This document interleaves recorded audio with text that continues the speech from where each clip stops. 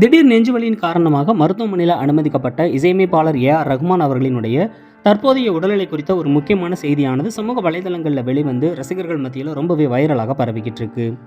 இசையமைப்பாளர் ஏ.ஆர். ரகுமான் அவர்கள் திடீரென மருத்துவமனையில் அனுமதிக்கப்பட்டிருக்கக்கூடிய செய்திகள் வெளிவந்து அவருடைய ரசிகர்கள் மத்தியில் ரொம்ப பெரிய பரபரப்பை ஏற்படுத்திக்கிட்டு இருக்கு.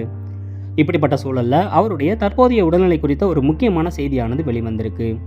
ஏ.ஆர். ரகுமான் அவர்கள் இப்போ மருத்துவமனையில் இருந்து டிஸ்சார்ஜ் ஆகியிருக்காரு அப்படின்னும் அவருடைய உடல்நிலைக்கு எந்த ஒரு பிரச்சனையும் இல்லை, அவர் ரொம்பவே நலமாக இருக்கார் அப்படிங்கிற ஒரு முக்கியமான தகவலானது வெளிவந்திருக்கு. நேற்று வெளிநாட்டிலிருந்து சென்னைக்கு திரும்பிய ஏ.ஆர். ரகுமான் அவர்கள் தூக்கம் வராமல் இரவு 2 மணி வரைக்குமே தவிச்சிருக்காரு. அதுக்கப்புறமா லேசாக நெஞ்சு வலி ஏற்பட்டிருக்கு. ஒருவேளை வாயு பிரச்சனையாக இருக்கும் அப்படின்னு சொல்லி ஜெலிசில் மாத்திரை போட்டு தூங்கியிருக்காரு. இருந்தாலும் அவருக்கு அந்த பிரச்சனை தொடர்ந்து சரியாகாமல் இருந்ததால் மட்டும்தான் இன்று காலை பிரபல மருத்துவமனையில் அனுமதிக்கப்பட்டிருக்காரு. அங்கு ஏ.ஆர். ரகுமான் அவர்களை பரிசோதித்த மருத்துவர்கள் அவருடைய உடம்புக்கு எந்த பிரச்சனையும் இல்லை அப்படின்னும் நல்லா இருக்காரு அப்படின்னு சொல்லியிருக்காங்க.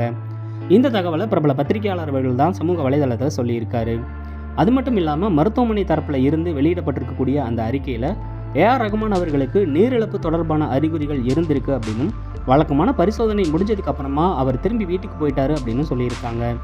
இதன் மூலமாக ஏ.ஆர். ரகுமான் அவர்களுக்கு எந்த பிரச்சனையும் கிடையாது, அவர் நலமோடு இருக்காரு, அவரை பற்றி வெளிவரக்கூடிய எந்த ஒரு வதந்திகளையும் நம்ப வேண்டாம் அப்படின்னு சமூக வலைதளங்களில் நிறைய பேர் சொல்லிக்கிட்டு இருக்காங்க.